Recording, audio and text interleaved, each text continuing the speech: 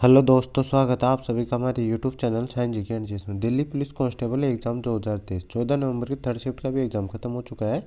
और अब तक मेरे पास मैक्सिमम रियल क्वेश्चन आ चुके हैं जो एग्जाम में पूछे गए थे। तो शुरू करते हैं आज का वीडियो, देख लेते हैं आज की थर्ड शिफ्ट में किस प्रकार क्वेश्चन पूछे गए हैं जीके एंड जीएस के। लेकिन शुरू करने से पहले यदि आप चैनल पहली बार है, चैनल को सबसे कर बेल आइकन ऑन कर लेना। और यदि आप उसका पीडीएफ चाहिए तो पीडीएफ आपको लेने के लिए आपको इस वीडियो को डिस्क्रिप्शन में टेलीग्राम चैनल का लिंक मिल जाएगा, आप उसको ज्वाइन कर लीजिए, उस पर आपको उसका पीडीएफ भी मिल जाएगा। अभी तक मैंने उसमें फर्स्ट और सेकंड शिफ्ट दोनों शिफ्टों का एनालिसिस भी करवा दिया है और उसका पीडीएफ भी शेयर कर दिया है। यदि आपने पिछली शिफ्टों का एनालिसिस नहीं देखा है तो आप वीडियो देख सकते हो, और यदि आपको पीडीएफ पढ़ना है तो आप टेलीग्राम में जाके वो दोनों शिफ्टों का पीडीएफ भी पढ़ सकते हो। तो शुरू करते हैं थर्ड शिफ्ट के क्वेश्चनों का और देख लें थर्ड शिफ्ट में किस प्रकार के क्वेश्चन पूछे गए जीके एंड जीएस के। तो फर्स्ट क्वेश्चन पूछा गया था थर्ड शिफ्ट में, भारत ने किस वर्ष राष्ट्रमंडल खेलों की मेजबानी की थी। तो भारत ने 2010 में राष्ट्रमंडल खेलों की मेजबानी की थी, तो 2010 इसका राइट आंसर हो जाएगा।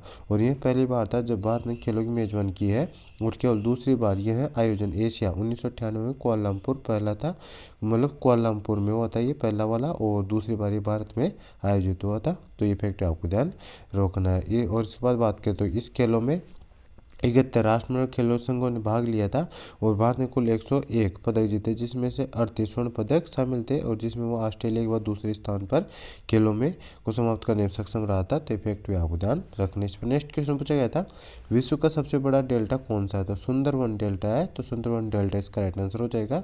और सुंदरवन डेल्टा आधिकारिक तौर पर गंगा ब्रह्मपुत्र या बंगाल डेल्टा के रूप में जाना जाता है, जो 1,05,645 वर्ग किमी है, मतलब क्षेत्रफल में फैला हुआ है, और यह दुनिया का सबसे बड़ा डेल्टा है। और यह भारतीय उपमहाद्वीप के बंगाल क्षेत्र में स्थित है, जिसमें भारतीय राज्य पश्चिम बंगाल और बांग्लादेश शामिल है। और डेल्टा विश्व के सबसे उपजाऊ क्षेत्रों में से एक है, इसलिए ग्रीन डेल्टा के नाम से भी जिसे जाना जाता है। तो इफेक्ट आपको ध्यान रखने। इस पर नेक्स्ट क्वेश्चन पूछा गया था, मृणालिनी साराभाई का संबंध किस नृत्य से, भरतनाट्यम नृत्य से संबंधित है। भरतनाट्यम इसका राइट आंसर हो जाएगा। और मृणालिनी साराभाई एक भारतीय शास्त्रीय नृत्यांगना और कोरियोग्राफर थी।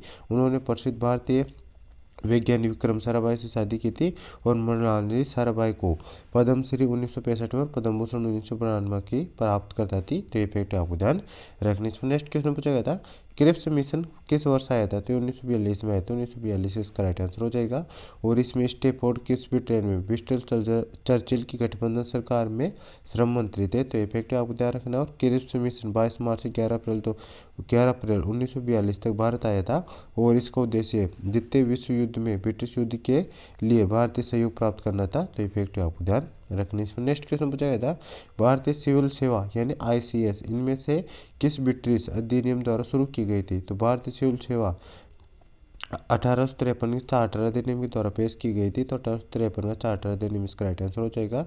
और इसमें प्रतिष्ठित नागरिक सेवा भारतीयों के लिए खुली थी। तो इफेक्ट आपको ध्यान रखने। इस पर नेक्स्ट क्वेश्चन पूछा गया था, पांचवा खेलो इंडिया यूथ गेम्स प्रथम स्थान, मतलब पांचवें खेलो इंडिया यूथ गेम्स में प्रथम स्थान किसने प्राप्त किया है। तो महाराष्ट्र ने किया, महाराष्ट्र इसका राइट आंसर हो जाएगा। 56 स्वर्ण पदकों सहित वो मतलब इन्होंने टोटल 161 पदक जीतकर तालिका पहले स्थान पर रहा है, जबकि हरियाणा ने 41 स्वर्ण पदकों सहित 128 पदकों के साथ दूसरे स्थान पर रहा है। और मेजबान राज्य मध्य प्रदेश 39 स्वर्ण पदकों के सहित 96 पदकों के साथ तीसरे स्थान पर रहा था। तो इफेक्ट आपको ध्यान रखना है। मतलब इसका आयोजन कहाँ पे किया गया था, पांचवा खेलो इंडिया यूथ गेम्स का, तो मध्य प्रदेश में किया गया था। तो इफेक्ट आपको ध्यान रखना। इस पर नेक्स्ट क्वेश्चन पूछा गया था, संविधान का अंतिम व्याख्याकार किसे माना जाता है। तो सर्वोच्च न्यायालय को माना जाता है। सर्वोच्च न्यायालय इसका राइट आंसर हो जाएगा। सर्वोच्च न्यायालय संविधान का अंतिम व्याख्याकार है, और अपनी रचनात्मक अभिनव व्याख्या द्वारा हमारे मौलिक अधिकार और संविधान स्वतंत्रता का ये रक्षक भी रहा है। इस बात करें तो एक क्वेश्चन ये भी पूछा जाता है, संविधान संविधान का अंतिम व्याख्याकार किसे माना जाता है। तो ये भी सर्वोच्च न्यायालय को माना जाता है। और संविधान संशोधन प्रक्रिया किस देश के संविधान से ली गई, ये क्वेश्चन भी पूछा जाता है। तो भारतीय संविधान में संशोधन की प्रक्रिया दक्षिण अफ्रीका संविधान से ली गई है। तो इफेक्ट आपको ध्यान रखना है। और ये अनुच्छेद 368 से संबंधित है, जो संसद को संविधान में संशोधन करने की शक्ति देता है, जिससे यह स्पष्ट हो जाता है कि उस शक्ति के प्रयोग पर संविधान संशोधन किया जा सकता है।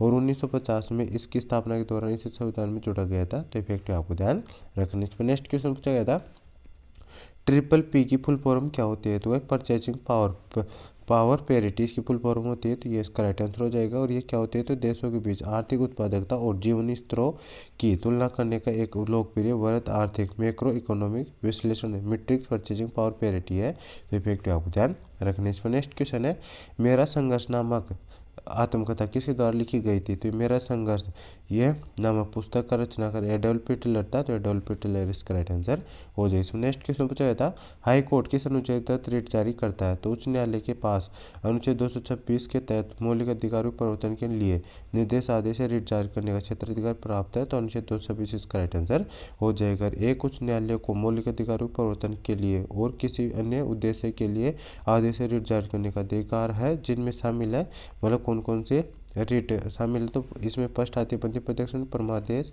प्रतिषेध, अधिकार पर्चा और उत्प्रेषण, 5 प्रकार रिट मतलब जारी कर सकता है सर्वोच्च न्यायालय, तो इफेक्ट आपको ध्यान रखने। इस पर नेक्स्ट क्वेश्चन पूछा गया था, लोकसभा में अनुसूचित जाति के लिए कितनी सीटें आरक्षित है, तो लोकसभा के गठन के उद्देश्य से पूरे देश को 543 संसदीय क्षेत्रों में विभाजित किया गया है, जिनमें से प्रत्येक एक सदस्य का चुनाव करता है। कुल सीटें लोकसभा अनुसूचित जाति और अनुसूचित जनजाति के सदस्यों के लिए आरक्षित है। 2008 में परिसीमन आयोग द्वारा जारी आदेश के अनुसार 412 सामान्य के लिए 84 सीटें अनुसूचित जाति के लिए आरक्षित है और अनुसूचित जनजाति के लिए 46 सीटें आरक्षित है। तो यहाँ पे किसका पूछा गया था, लोकसभा अनुसूचित जाति के लिए पूछा गया था, तो 84 सीटें इसका राइट आंसर हो जाएगी। इस पर नेक्स्ट क्वेश्चन पूछा गया था,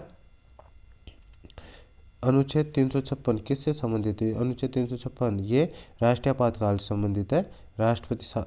अनुच्छेद 356 ये राष्ट्रीय आपातकाल से संबंधित है, तो राष्ट्रीय आपातकाल इसका राइट आंसर हो जाएगा।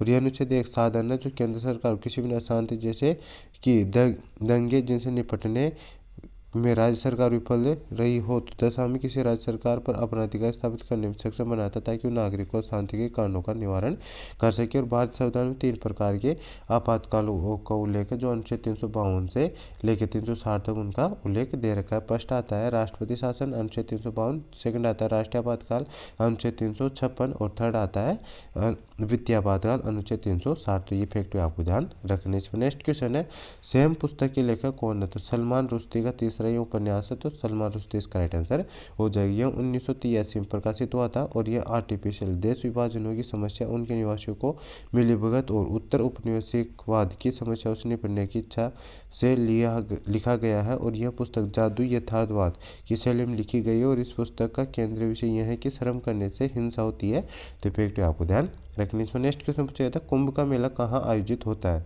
तो कुंभ का मेला हिंदू धर्म का एक महत्वपूर्ण पर्व है, जिसमें करोड़ों श्रद्धालु कुंभ पर्व स्थल प्रयाग, हरिद्वार, उज्जैन और नासिक में एकत्रित होते हैं और नदी में स्नान करते हैं। इनमें से प्रत्येक स्थान पर प्रति 12 वर्ष में तथा प्रयाग में 2 कुंभ पर्व के बीच 6 वर्ष के अंतराल में अर्धकुंभ भी होता है, तो इफेक्ट आपको ध्यान रखने। इसमें नेक्स्ट क्वेश्चन पूछा गया था, गारो हिल्स किस राज्य में स्थित है, ये मेघालय में स्थित है, मेघालय इसका राइट आंसर हो जाएगा।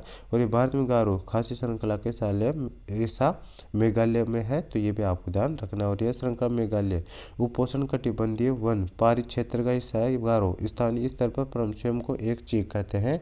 नोकरेक चोटी गारो पहाड़ियों की सबसे ऊंची चोटी है, तो इफेक्ट आपको ध्यान रखने। इस पर नेक्स्ट क्वेश्चन पूछा गया था, संयुक्त राष्ट्र विकास कार्यक्रम यूएनडीपी का मुख्यालय कहाँ है, तो इसका मुख्यालय की बात करें तो यूएनडीपी की स्थापना 22 नवंबर 1965 को हुई थी और इसका मुख्यालय न्यूयॉर्क में, तो न्यूयॉर्क इसका राइट आंसर हो जाएगा। और यूएनडीपी के प्रशासक हेड अचिम स्टेनर है और यूएनडीपी का आदर्श आगे ऊपर की ओर बढ़ना है, तो इफेक्ट आपको ध्यान रखने। इस पर नेक्स्ट क्वेश्चन पूछा गया था, 2001 की तुलना में 2011 में कुल हिंदू वर्धित दर कितनी थी, 2001 की तुलना में 2011 में भारत की आबादी 17.7% तक बढ़ गई थी। और इस दौरान मुस्लिमों की आबादी की बात करें तो सबसे ज़्यादा करीब 25% तक बढ़ी थी, जबकि हिंदू 17% से कम बढ़े थे, तो 17% इसका राइट आंसर हो जाएगा। और इस तरह ईसाइयों की आबादी 15.5% और सिख की आबादी 8.4%, बौद्धों की 6.1% और जैनों की 5.4% बढ़े थे, तो इफेक्ट आपको ध्यान रखने। इसमें नेक्स्ट क्वेश्चन पूछा गया था, वर्नाकुलर प्रेस एक्ट किस वर्ष आया था, तो वर्नाकुलर प्रेस एक्ट 1878 को गैगिंग एक्ट के रूप में जाना जाता है, क्योंकि यह अंग्रेजों और भाषाओं के अखबारों के बीच भेदभाव करता था, तो ये 1878 इसका राइट आंसर हो जाएगा। 1878 में वर्नाकुलर प्रेस एक्ट का मकसद ब्रिटिश भारत में भारतीय भाषाओं यानी गैर अंग्रेजी की पत्र पत्रिकाओं की स्वतंत्रता को सीमित करना था, तो इफेक्ट आपको ध्यान लेकिन इस पर नेक्स्ट क्वेश्चन पूछा गया था, हरिप्रसाद चौरसिया का संबंध किससे है? तो हरिप्रसाद चौरसिया का संबंध बांसुरी वाद्य यंत्र से संबंधित है, तो बांसुरी वाद्य यंत्र इसका राइट आंसर हो जाएगा। इस पर नेक्स्ट क्वेश्चन पूछा गया था, भारतीय सर्वोच्च न्यायालय के मुख्य न्यायाधीश की नियुक्ति किस अनुच्छेद द्वारा की जाती है? तो अनुच्छेद 124 के तहत की जाती है, तो अनुच्छेद 124 इसका राइट आंसर हो जाएगा। यानी अनुच्छेद 124 राष्ट्रपति में भारतीय मुख्य न्यायाधीश CJI और सर्वोच्च न्यायालय के न्यायाधीशों की नियुक्ति की शर्त नियत करता है, तो अनुच्छेद 124 इसका राइट आंसर हो जाएगा। और राष्ट्रपति वारंट द्वारा सर्वोच्च न्यायालय और राज्यों के उच्च न्यायालय के ऐसे न्यायाधीशों के साथ परामर्श करने के बाद जैसा वह आवश्यक समझे नियुक्ति कर सकता है, तो ये फैक्ट आपको ध्यान रखने। इसमें नेक्स्ट क्वेश्चन पूछा गया था, कोणार्क मंदिर किस तट पर स्थित है? तो कोणार्क सूर्य मंदिर भारत के ओडिशा के पुरी जिले में समुद्र तट पर पुरी शहर से लगभग 35 किलोमीटर यानी 22 मील उत्तर पूर्व कोणार्क में एक 13वीं शताब्दी ईस्वी वर्ष मतलब 1250 सूर्य मंदिर है, तो इफेक्टिव अवतार नहीं, ये पुरी के तट शहर में स्थित है, पुरी के तट पर समुद्र तट पर, तो पुरी इसका राइट आंसर हो जाए। इसमें नेक्स्ट क्वेश्चन पूछा गया था, हिडम्बा मंदिर पूजन किस राज्य में स्थित है? तो हिडम्बा देवी मंदिर मनाली में हिमाचल प्रदेश में स्थित है। यह एक प्राचीन गुफा मंदिर है जो हिडम्बा देवी या हिरमा देवी को समर्पित है, जिसका वर्णन महाभारत में भीम की पत्नी के रूप में मिलता है। मंदिर में उत्कीर्ण एक अभिलेख के अनुसार यह मंदिर का निर्माण राजा बहादुर सिंह ने 1553 ईस्वी में करवाया था, तो इफेक्टिव आपको ध्यान रखने। इसमें नेक्स्ट क्वेश्चन पूछा गया था, सेबी एक्ट किस वर्ष आया था? तो भारतीय प्रतिभूति और विनिमय बोर्ड सेबी यानी security exchange board of India, भारतीय प्रतिभूति और वित्त का नियामक बोर्ड, इसकी स्थापना 12 अप्रैल 1988 में हुई थी। और सेबी अधिनियम 1992 के तहत वैधानिक मान्यता 23 जनवरी 1992 को प्राप्त हुई थी। तो ये एक्ट किस वर्ष आया था? तो 1992 में आया था, 1992 इसका राइट आंसर हो जाएगा। इसकी स्थापना 1988 में ही कर दी गई थी, तो इफेक्टिव आप ध्यान रखना। और इसके बाद बात करें तो सेबी का मुख्यालय मुंबई में बांद्रा कोल्हापुर शहर के व्यावसायिक जिले में है, और क्रमशः नई दिल्ली, कोलकाता, चेन्नई, अहमदाबाद में उत्तरी पूर्वी दक्षिणी पश्चिमी क्षेत्रीय कार्यालय भी है, तो इफेक्टिव आपको ध्यान रखने। इसमें नेक्स्ट क्वेश्चन पूछा गया था, श्री राम साई पांडे किस लोक नृत्य कला से संबंधित? तो ये राय नृत्य से संबंधित, राय नृत्य इसका राइट आंसर हो जाएगा। और राय का अर्थ सरसों के बीज से होता है। और वर्ष 2022 में भारत सरकार ने राम साई पांडे को कला में उनके योगदान के लिए पद्मश्री पुरस्कार से सम्मानित किया था, तो इफेक्टिव आपको ध्यान रखने। इसमें नेक्स्ट क्वेश्चन पूछा गया था, और भारतीय सिविल सेवा इनमें से किस ब्रिटिश अधिनियम द्वारा शुरू की गई थी? तो ये 1853 के चार्टर अधिनियम के द्वारा शुरू की गई थी। और ये क्वेश्चन मैंने ऊपर करवा दिया, ये रिपीट हो चुका है क्वेश्चन। नेक्स्ट क्वेश्चन देख लेते हैं, सूर्य के प्रकाश के संपर्क में आने से मानव शरीर में कौन सा विटामिन उत्पन्न होता है? तो विटामिन डी उत्पन्न होता है, विटामिन डी इसका राइट आंसर हो जाएगा। विटामिन डी वसम घुलनशील से कोस्टेरॉइड का एक समूह है जो कैल्शियम, मैग्नीशियम और फास्फेट के आतों द्वारा अवशोषण और कई अन्य जैविक पदार्थों को बढ़ाने के लिए उत्तरदायी है, तो इफेक्टिव आपको ध्यान रखने। इसमें नेक्स्ट क्वेश्चन पूछा गया था, महावीर स्वामी को जिन क्यों कहते हैं? तो इंद्रियों पर विजय प्राप्त करने के कारण उन्हें जिन कहा जाता था, जिन यानी जिन विजेता कहा जाता था, तो ये इसका राइट आंसर हो जाएगा। इसमें नेक्स्ट क्वेश्चन पूछा गया था, लॉन्ग वॉक टू फ्रीडम पुस्तक की रचयिता कौन है? तो लॉन्ग वॉक टू फ्रीडम नामक पुस्तक लिखने का श्रेय दक्षिण अफ्रीका के राष्ट्रपति नेल्सन मंडेला को दिया जाता है, तो नेल्सन मंडेला इसका राइट आंसर हो जाए। इसमें नेक्स्ट क्वेश्चन है, सभी मनुष्यों के लिए एक जाति एक धर्म एक ईश्वर का एक प्रसिद्ध उदाहरण है। तो एक जाति एक धर्म सभी मनुष्यों के लिए एक भगवान श्री नारायण गुरु का एक प्रसिद्ध उदाहरण है, तो श्री नारायण गुरु इसका राइट आंसर हो जाएगी। यही उनका दर्शन था जिसने जाति व्यवस्था के खिलाफ उनकी सामाजिक क्रांति की नींव रखी थी, तो इफेक्टिव आपको ध्यान रखने। इसमें नेक्स्ट क्वेश्चन पूछा गया था, द्रोणाचार्य पुरस्कार किसको दिया जाता है? तो भारत में द्रोणाचार्य पुरस्कार कोचों को किसी विशेष खेल में उनके योगदान के लिए या किसी एथलीट के शीर्ष पर पहुंचने में उनकी भूमिका के लिए मान्यता के रूप में दिया जाता है, तो ये इसका राइट आंसर हो जाएगा। और वर्ष 1985 में शुरू किया गया द्रोणाचार्य पुरस्कार खेल और खेल में उत्कृष्ट कोचों को प्रदान किया जाता है, तो इफेक्टिव आपको ध्यान रखने। नेक्स्ट क्वेश्चन है, पारोतसेच उत्सव किस देश का उत्सव है? तो पारोतसेच भूटान में मनाए जाने वाले एक प्रसिद्ध त्यौहार है। इस उत्सव का मुख्य आकर्षण विशेष रूप से प्रशिक्षित भिक्षुओं द्वारा सुंदर और अद्भुत मुकुटों और वेशभूषाओं में नृत्य प्रदर्शन है। पारोतसेचु भूटान के लोगों की संस्कृति और उनकी परंपराओं को जानने का सबसे अच्छा तरीका। दरअसल यह उत्सव भूटान में बौद्ध धर्म की शुरुआत करने वाले संत गुरु रिम्पोचे के सम्मान में आयोजित किया जाता है, तो भूटान इसका राइट आंसर हो जाएगी। भूटान में मनाया जाता है, भूटान इसका राइट आंसर हो जाएगा। इसमें नेक्स्ट क्वेश्चन है, साओ जाओ नृत्य किस राज्य से संबंधित है? साओ जाओ उत्सव गोवा में सेंट जॉन द बैप्टिस्ट को श्रद्धांजलि देने के लिए मनाया जाता है, तो ये इसका राइट आंसर हो जाएगा। कौन से राज्य में मनाया जाता है? तो गोवा मनाया जाता है, गोवा इसका राइट आंसर हो जाएगा। साओ जो जाओ जो आओ उत्सव के दौरान गोवा स्वामी गोवासी एक दूसरे गांववासी एक दूसरे को फल भेंट करते हैं। यहाँ पे गांववासी है, एक दूसरे को फल भेंट करते हैं और यह 24 जून को मानसून की शुरुआत में आयोजित किया जाता है।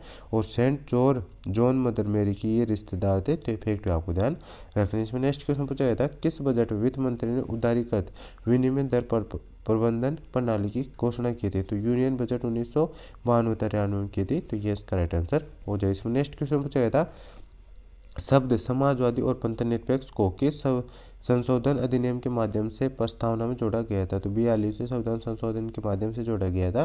तो 42वें संविधान संशोधन अधिनियम 1976 इसका राइट आंसर हो जाए। इसमें नेक्स्ट क्वेश्चन पूछा गया था, अशोक घोष किसके दरबारी कवि थे? तो अशोक घोष राजा कनिष्क के दरबारी कवि थे। तो कनिष्क इसका राइट आंसर हो जाएगा। कनिष्क काल लगभग 1900 वर्ष पहले के अशोक घोष और अन्य बौद्ध विद्वानों ने अपना लेखन संस्कृत में किया था और प्रारंभिक बुद्ध शिक्षा प्राकृत में थी, लेकिन बाद में राजाओं ने इस प्रथा को धीरे धीरे समय की जरूरतों के अनुसार बदल दिया था। और वे बौद्ध लेखकों में बहुत प्रसिद्ध थे और उन्होंने बुद्ध चरित्र लिखा जो बुद्ध की जीवनी है। यह है संस्कृत भाषा में लिखा गया है। उन्होंने सूत्रालंकार भी लिखा था। तो ये फैक्ट आपको ध्यान रखने। नेक्स्ट क्वेश्चन पूछा गया था, खानदेश को मुगल किस वर्ष अपने साम्राज्य में मिला लिए थे? तो खानदेश की बात करें तो मुगल शासन 1599 यहाँ मुगलों का आगमन हुआ था, जब अकबर सेना ने खानदेश और असीरगढ़ पर कब्जा कर लिया था। तो 1599 इसका राइट आंसर हो जाए। इसमें नेक्स्ट क्वेश्चन पूछा गया था, महिला राष्ट्रीय खेल महोत्सव की स्थापना किस वर्ष की गई थी? तो 1959 में की गई थी। 1959 इसका राइट आंसर हो जाए। इसमें नेक्स्ट क्वेश्चन पूछा तो उनवार शब्द तमिल ग्रंथ से क्या मतलब है? तो इसका मतलब होता है हलवाई होता है। तो हलवाई इसका राइट आंसर हो जाएगा। तो गाइस ये था आज के थर्ड शिफ्ट का full paper analysis. I hope आपको वीडियो पसंद आएगा। वीडियो पसंद आए तो वीडियो को लाइक करें, चैनल पहली बार चैनल सब्सक्राइब कर बेल आइकन ऑन कर लेना। और यदि आपको इसका पीडीएफ चाहिए तो मैंने इस वीडियो को डिस्क्रिप्शन टेलीग्राम चैनल का लिंक दे रखा, आप उसको ज्वाइन कर लीजिए, उस पर आपको इसका पीडीएफ भी मिल जाएगा। तो फ्रेंड्स मिलते हैं नेक्स्ट वीडियो में, तब तक के लिए जय हिंद जय भारत। चैनल पर चैनल सब्सक्राइब कर बेल आइकन ऑन कर लेना, ताकि मैं जैसे ही कल आपका एग्जाम खत्म होगा और उसका एनालिसिस लेके आऊँगा तो उसका नोटिफिकेशन आप तक पहुँच जाएगा और आप सबसे पहले एनालिसिस देख सकेंगे। तो मिलते हैं नेक्स्ट वीडियो में, तब तक के लिए जय हिंद जय भारत।